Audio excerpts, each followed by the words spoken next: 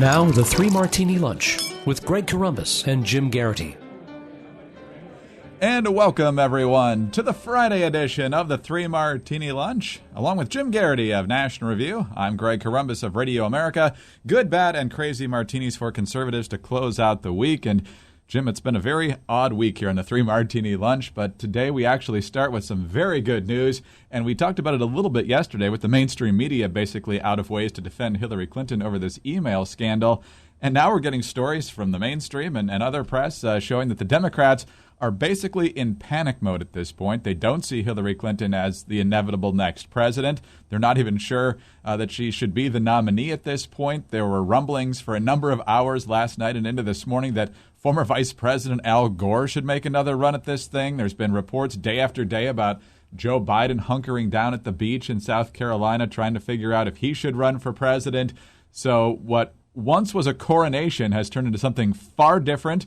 The names being thrown out there show that the Democrats don't have a lot of good options right now. No, it was kind of fascinating by the late afternoon. BuzzFeed and other outlets were talking about that Gore advisors were pouring lukewarm water on the idea, that they'd been exploring it and it was not out of the realm of possibility. They wanted to see financially whether this would work out, logistically, if you could suddenly jump in this late. On the one hand, we're kind of scoffing. On the other hand, Al Gore's been through this before. He's run for president twice. Since then, he's become this, to the environmental or green movement. I'm trying to think of an appropriately quasi-divine figure. Maybe Morgan Freeman, This wise man who speaks from on high gives terrible warnings about doom befalling us unless we repent. You figure there'd be some money there. You figure that, also keep in mind, Al Gore did make like $1 bazillion by selling current TV to the Qatari Al Jazeera group. All that oil money, of course, to the fossil fuel demonizing environmentalist. If Gore wanted to jump in, it would be something that Democrats would have to take seriously. And you also have to figure, in addition to being rabidly anti-Bush, the good chunk of the Democratic base sees Al Gore as what should have been, right? That he's been unjustly wronged by the Supreme Court. He should have been president, yada, yada, yada. So if he had jumped in, I think this might have shaken things up. By this morning, his advisor, no, it's not going to happen, all that stuff. But apparently the Biden talk is much more serious. Now, the reason I say this is the good martini is that, look, clearly in the past week or so, combination of factors, including Bernie Sanders jumping ahead in New Hampshire. And even if you don't like that poll, the trend is that he's going to be very serious there. The trend is he's going to be a very serious player in Iowa. The suggestion that Biden might come in, the bad news about the servers and the fact that the FBI is seriously investigating, it's a different primary now. She is not inevitable. This is not a coronation anymore. And if you're any Democrat who has ever thought about wanting to run for president, you might have a really good shot in this environment. Now, whether Gore probably will pass on it, Biden is looking a little more serious with each passing day. One, it's good for democracy for this to have choice, for people to have choices, even Democrats. Two, it's entirely possible you end up having a tougher primary, a negative primary. Now, Democrats can unite after primaries, as we saw in 2008. That's obviously going to drain resources and the potential of bad blood and cause complications. Democrats would much rather have a smooth, happy, cheery primary. I think it's better for us that they really get to let their liberal freak flag fly, Greg. And I think it also goes back to something that's kind of often a hidden benefit from big wave elections that the Republicans enjoyed, particularly in 2010, but also in 2014, either by defeating Democrats or by making sure new Democrats never got elected to higher office. The bench just isn't there. They basically have to rebuild a new generation. And I think in addition to gaining back the House and Senate, that's another added benefit that you really don't even think about a lot of the time. As I say, the Democrats' idea of an inspiring, effective governor, it was young and bright. The future of the party is Martin O'Malley. Martin O'Malley will do for America what he did for Baltimore. All right, on to the bad martini now. And bad and crazy both deal with ISIS, so buckle up, everyone.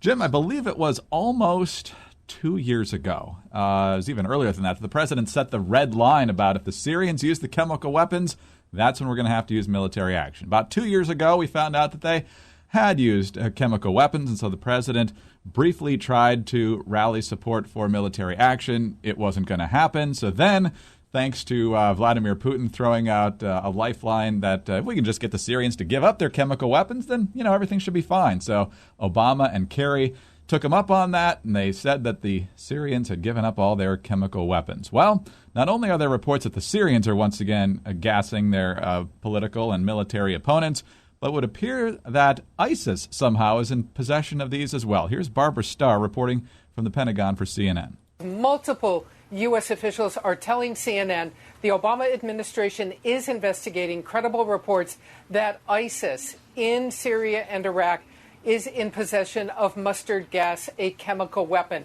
What they are investigating is that the latest use of this may have been earlier this week in a Kurdish town in northern Iraq.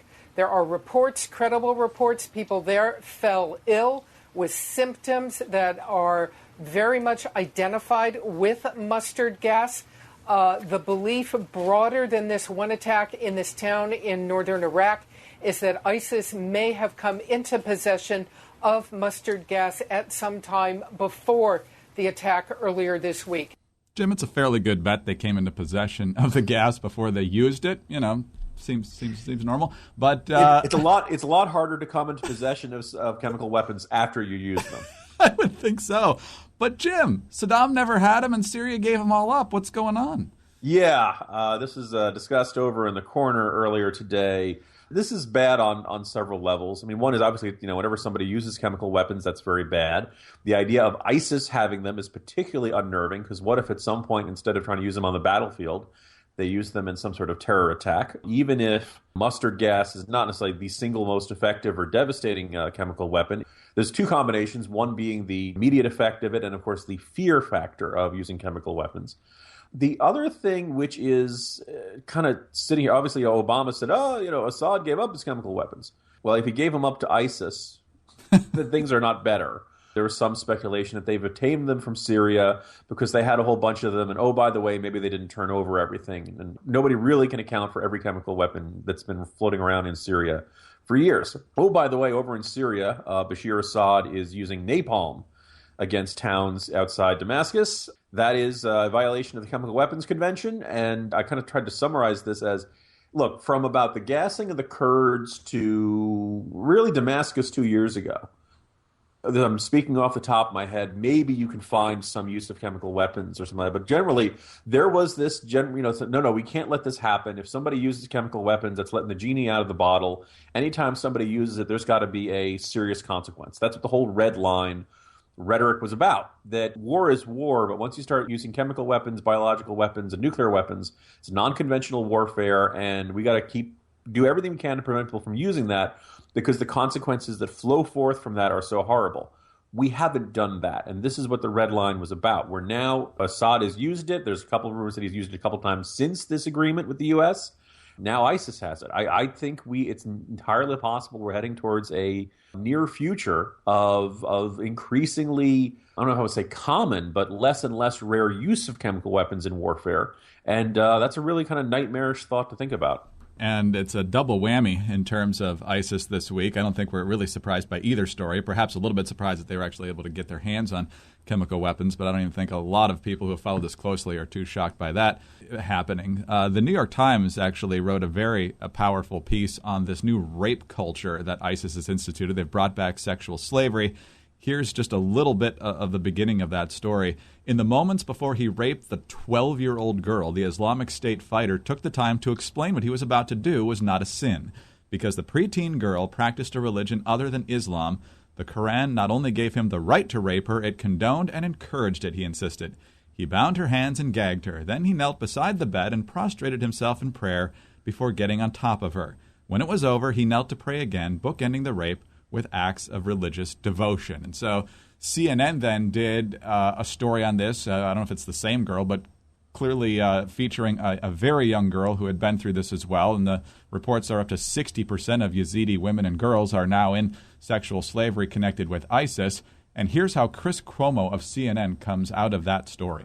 Let's finish this part of the discussion on a point that you feel often needs to be made. This feeds the impression that these Muslims are animals, savages, and their faith makes them that way. and it feeds an impression of what Islam is. It's not an impression, Jim. It's a fact. The way he's sounding is like, guest, I'm really concerned that people could judge all of ISIS by the actions of a few. We got to remember the moderate ISIS members out there.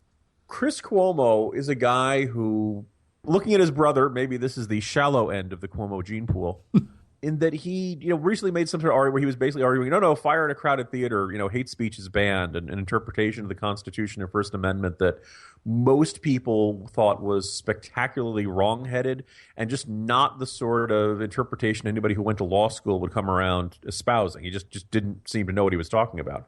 Then on this one, so let's not talk about what rapes ISIS is committing. I mean, it's almost like this axiomatic knee-jerk Pavlovian response of these guys that whenever something comes out, there's this, don't go judging Muslims, as if we're all this like frothing at the mouth mass that's going to take a swing at the local imam or the Muslim family down the street over something that ISIS does. And I just don't – I think that's unbelievably insulting to the audience. I think it's insulting to American culture. And it's just baffling that he felt this need. And the really interesting thing is that the guest, Muslim women's rights activist Quanta Ahmed, didn't really agree. Right. It said, this is Islamism at work. We've talked a lot about this on this show. Islamism is totalitarianism. This means absolute dominance. Like, even the Muslim on set is like, no, we can talk about this. This is fine. This is not, going to lead to stereotyping. So just a baffling non sequitur almost from Chris Cuomo, and just a disappointing that political correctness or this idea of don't judge Muslims would come up in the middle of a discussion of a really horrifying and important story. Wow. All right. A very depressing way to end the week, right? Depressing way to end the week, but it's also, I'm pretty sure, about as depressing as the week started. So it's a decent bookend in that regard. Jim, hopefully better news awaits on Monday. Talk to you then. Have a good weekend. See you Monday, Greg. Jim Garrity of National Review. I'm Greg Corombos of Radio America. Thanks for being with us today. Have a great weekend, everyone. Please tune in Monday for the next 3 Martini Lunch.